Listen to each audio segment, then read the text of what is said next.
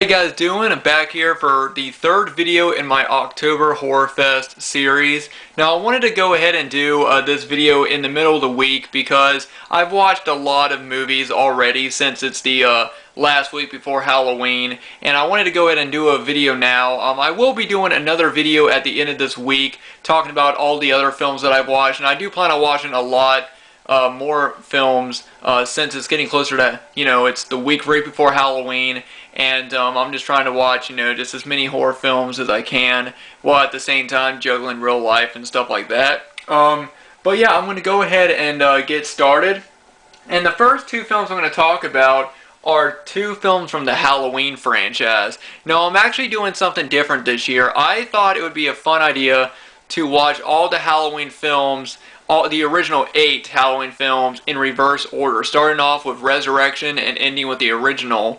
And I do plan on watching the original Halloween on Halloween. And I thought that was just a different way of doing it. So the first film I'm going to talk about is Halloween Resurrection.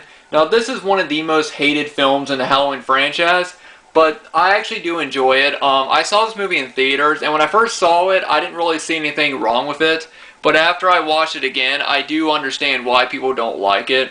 But I try to look at it as, you see, when this film came out, reality TV was very popular. So when they did a movie about, a reality TV show or a hidden camera, or not a hidden camera show, but a camera show in the Myers house, I understood what they were going for. I understood what they were trying to do with it. Of course, there are some moments that I don't like Buster Rhymes, karate chopping Michael Myers. I was never a fan of that. But there are some good moments in this, and I don't think it deserves as much hate as it gets. But at the same time, I also understand why people do hate it, because like I said, there are a lot of flaws in this one. But I still enjoy it for what it is. I think it's entertaining for what it is.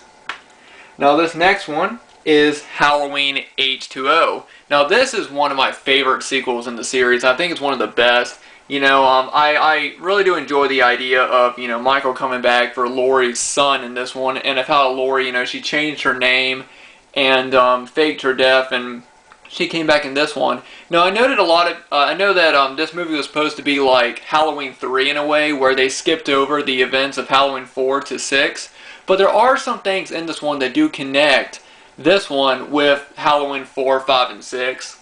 But yeah, like I said, one of the best sequels, I think, in the series. I think everything about this movie is very, very well done. And I am glad that they decided to continue with the Halloween series, and I am glad that, John Carpenter is returning eventually. But if they had decided to end the series on this one, I would have been happy, because I do think that this is a great way to end the series. Have Laurie finally stand up against Michael, and at the end up killing him. I think that this would have made a great closure to the series. So in one way, I am glad that they're continuing the Halloween franchise. But in another way, I do think that this would have made a great ending to the series. Now up next, I have a movie that I've never watched before. It's the first time I've seen it. It's called Flatliners. Now this movie is pretty interesting. It's a movie about a group of medical students that want to find out what it's like to die. And so basically, Kiefer Sutherland's character comes up with a way where they can actually kill themselves and then come back using their medical, using their medical knowledge. And essentially, they all end up. He ends up killing himself and coming back. And when he dies, he has this vision, and he really doesn't know what it means. But he ends up coming back, and he doesn't tell anybody. He doesn't tell them that he had a vision. And then Kevin Bacon's character and Julia Roberts' character also does it. And after they do it, they start having these visions of people that they hurt in the past. And so the movie is them trying to find out why are they having these visions of people from their past that they end up hurting. And it's a really entertaining and very original movie, and I really do enjoy it. This is the the Mill Creek Blu-ray, which I really think this movie deserves a better release. I wouldn't mind seeing Scream Factory or somebody release it, because I think it really deserves it. It's a very original movie and very well done. And if you haven't seen this one, I do highly recommend it. Now up next, we have American Psycho. I really do enjoy this one. It really puts you into the mind of a serial killer, you know, and it gives you this idea that, you know, someone like this can be anybody. It can be somebody very well respected, like Patrick Bateman. You know, his character, he's a very well respected person, and a lot of people seem to like him. So he was the last person you would expect to be a killer in a way. And I really like that idea. You know, it really it made the film very very realistic. But of course, you know, the death scenes and a lot of other scenes are not realistic. But I do think that the idea of it is, and the movie takes place in the 80s, so you got this 80s vibe throughout the entire film. Very well done, well directed, and just an all-around great film. Now, up next we got a fun movie right here. We got The Lost Boys. Absolutely great movie, a lot of fun. Some of these movies I'm not going to talk a whole lot about because I'm sure everyone's seen them. But yeah, if you haven't seen The Lost Boys, I recommend checking it out. It's just a fun vampire film. And then we have another really fun film, and this is one movie that I know a lot of people hate, but I think the reason why is because they take it too seriously, and this movie is not really meant to be taken seriously. It's Leprechaun, the original. I really do enjoy this one. I also really enjoy Leprechaun 2. That's my favorite of the sequels.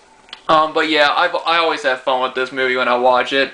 There's so many great moments in it, I think, and like I said, if you haven't seen it, and if you're going to watch it, turn your brain off. You know, don't take it seriously, and you'll get a lot more enjoyment out of it. You know, it's a story about a killer leprechaun. Like, how serious can you get, you know?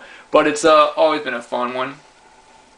And then I wanted to watch one of the Nightmare on Elm Street movies, and today I thought I would pop in probably my favorite sequel, Nightmare on Elm Street 3 Dream Warriors. I love this sequel. This is the VHS release, and I'm holding it up because the DVD release that I have, it comes in this box set, and I didn't want to just hold up the box set. I wanted to hold up an actual cover for just that movie, but you know, so that's why I'm holding up the tape. But yeah, like I said, one of the best in the series. I love this movie. I love the idea of all the kids having their own powers in their dreams, having their own strengths, you know, and they use that as a way of going after Freddy and trying to stop him. And this is an all-around great one. You know, you got these characters going after Freddy. You know, these kids that are the last of the Elm Street kids, as Nancy puts it. And of course, Heather Langenkamp returns as Nancy in this one. And it's always been one of my favorites, and I think one of a lot of other people's favorites. This is one of the best in the series. And the last movie I watched is a film that I grew up watching. I remember when I was a kid, this movie used to really creep me out. And I absolutely, it's one of my favorite Stephen King adaptations. I haven't read the book, so I don't know how different it is, but Pet Semetary. Now, this has always been a classic film. This is one that comes on all the time on TV, and it's just one of my favorite horror films. I do enjoy Pet Semetary 2 as well. It's pretty different from the original, but I enjoy it as well. But I am watching Pet Semetary later on today, actually. And like I said, a movie I grew up watching. There's so many creepy moments. Like, of course, you got the kid Gage, and then you got and then you also got the mother's aunt, you know, the creepy aunt just laying down in the bag, and she's just an old woman. That's just such a creepy moment and everything. And this whole movie just has just a really creepy, dark vibe throughout, and that's what I love about it. This movie's got a great horror, great October mood. Pet Semetary, right there. So that's all the films that I've watched throughout the beginning of this week. Now, like I said, in my next video, I'm going to be talking about a lot more movies because there's a lot more films I plan on watching. And I will be watching more Halloween-related films as it gets closer to Halloween. I will also probably re-watch a couple of films, but I won't re-talk about them. If I've already talked about a movie, I'm not going to talk about it again, whether I re-watched it or not. But anyway, guys, thanks to everybody for watching. Let me know what you guys think about all the films that I talked about in this video. I will have a new video up again at the end of this week. And I'm also, later on today, I will be announcing the winners of the digital codes for Frankenstein and Dracula. So stay tuned for that later on today. Anyway, guys, thanks to everybody for watching. Thanks for subscribing, and I'll see you guys in the next video.